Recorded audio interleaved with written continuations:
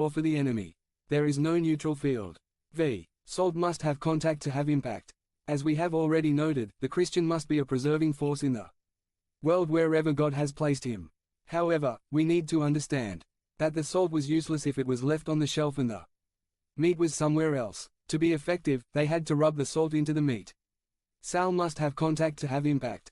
Similarly, as followers of Jesus, we need to understand that if we are going to influence our communities, we need to have contact with them. We have to go out. Salt. The church should not be a salt warehouse. Can be Norte. If we are going to make a difference in this sector of Bogotá, we have to intermingle. We cannot sit still and content in the salt cellar. Salt. Invitation and conclusion. The followers of Jesus are the salt of the earth. We are the salt of the earth. So, let's season the earth. Let everyone experience the delight of what Jesus has done in our lives. Become a member of the channel and be an instrument of the Word of God. Don't miss this opportunity to impact lives. Click the link in the description now and help us spread the Word of God.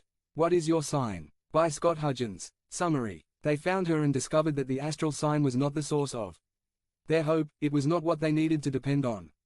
They found the one who created the star, the King of Kings, the expectation of hope. What is your sign? January 11, 2015. Introduction. I want to ask you a question.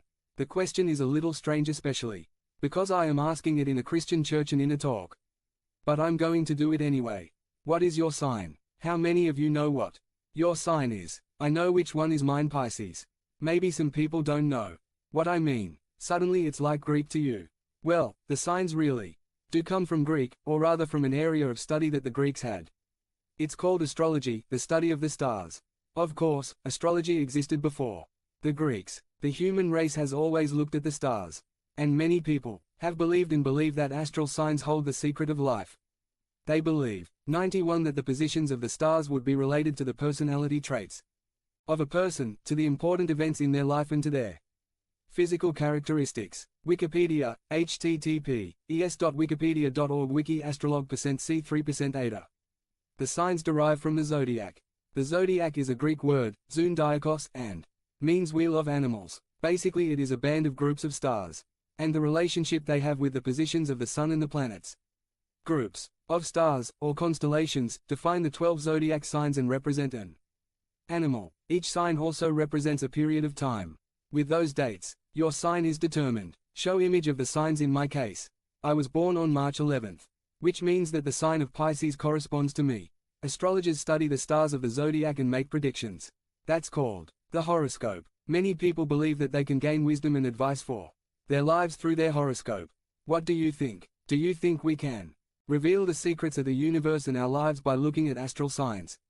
The history of the wise men. About 2,000 years ago there were some wise men from the Middle East today. The place is known as Iraq. Show image of the wise guys. They also looked at the heavens looking for signs, looking for the meaning of life, looking for wisdom. We can find them in Matthew 2. After Jesus was born in Bethlehem of Judea in the time of King Herod, wise men from the east arrived in Jerusalem. 2. Where is he who is born King of the Jews? They asked. We saw his star rise and we have come to worship him. Matthew 2. 1-2. Here they say they were wise men from the east. They were the teachers and professionals of their time. They were intelligent, educated, trained in medicine, history, religion, prophecy and astronomy. At that time, many people related the study of the stars with the search for God. These wise men were searching for God. They wanted to answer life's most fundamental questions. Who I am, why do I exist, where I go. They saw a star, and that star totally caught his attention. They knew it was a sign from God. At that time it was common to associate the birth of a king with extraordinary celestial phenomena. I can't explain how they knew, but they knew that a king had been born, and specifically a king of the Jews. It was such a particular phenomenon that they followed the star to Jerusalem.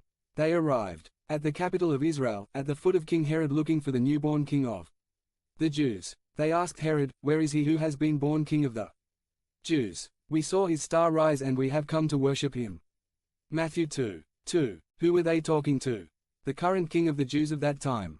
And what did they want to do? Worship the new king of the Jews. As we can imagine, King Herod did not like the idea.